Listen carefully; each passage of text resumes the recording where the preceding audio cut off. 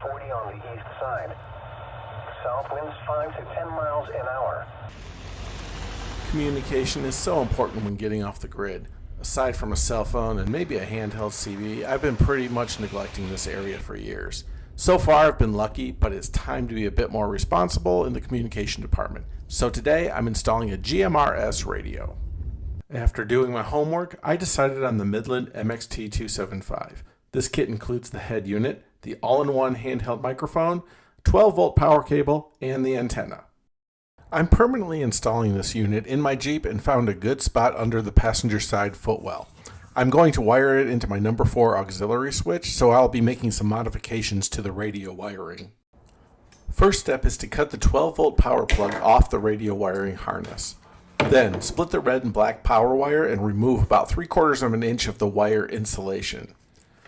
I need to access my auxiliary switch wires and find a place to set the ground wire, so I'm removing the plastic footwell panel from the passenger side near the door.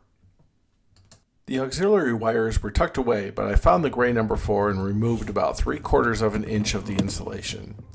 Then I joined the red radio power cable and connect it to the number 4 wire with a crimp and protect it with a little heat shrink.